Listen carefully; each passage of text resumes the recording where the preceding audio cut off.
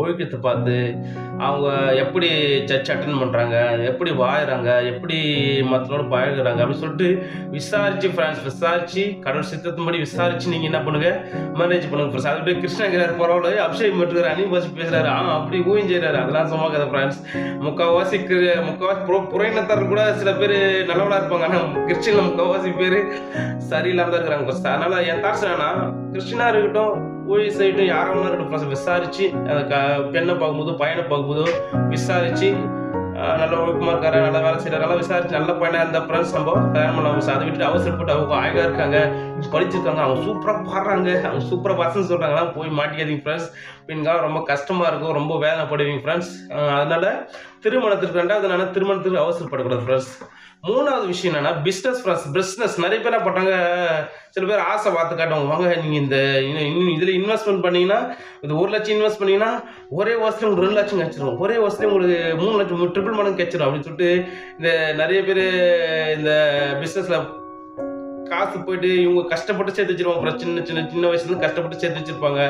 இவங்க என்ன பண்ணுவாங்க, போயிட்டு பிசினஸ் பண்ண சொல்லிட்டு ஷேர் மார்க்கெட்லயோ இல்ல வேற ஏதோ ஒரு இன்வெஸ்ட்மெண்ட் பண்ணிட்டு வேற ஏதோ ஒரு கடையோ இல்ல ஏதோ ஒரு இது பண்ணிட்டு என்ன பண்ணிடுறாங்க, நிறைய ஒரு பிசினஸ் என்ன பண்றாங்க, போய் லாஸ் ஆகிட்டு ரொம்ப ஃபீல் பண்றாங்க ஃப்ரெண்ட்ஸ். அந்த ஒவ்வொரு ரூபாய் இவ்வளவு கஷ்டப்பட்டு நம்ம சம்பாதிக்கிற காசு ஃப்ரெண்ட்ஸ். ஆனால் நம்ம என்ன பண்ண அவசரப்பட்டு நம்ம கண்டிப்பா யாரு கூட பிசினஸ் பண்ணாலும் ஃப்ரெண்ட்ஸ், அதுக்கு முன்னாடி ஜபிச்சு அவங்க எப்படிப்பட்டவங்க, இந்த பிசினஸ் பண்ணா லாபம் என்ன, நஷ்டம் என்ன, இது பின்விளைவு என்ன, இந்த பிசினஸ்னால வர பிரச்சனை என்ன, இந்த பிசினஸ் பண்ணா நல்லா இருக்குமா, இது கரெக்டான பிசினஸ் தானா, இது நம்ம சரியா பண்ணலாமா அப்படி சொல்லிட்டு நிறைய யோசிச்சு ஆண்டு சமூகத்தில் யோசித்து ஜெபிச்சுட்டு நல்லா ஆலோசகர் கிட்ட நல்ல ஆலோசனை கேட்டுட்டு அதுக்கப்புறம் ஃப்ரெண்ட்ஸ் நீங்கள் போயிட்டு நீங்கள் பிஸ்னஸ் பண்ணலாம் ஃப்ரெண்ட்ஸ். அதை விட்டுட்டு நம்ம அவசரப்பட்டு பிஸ்னஸ் பண்ண சொல்லிட்டு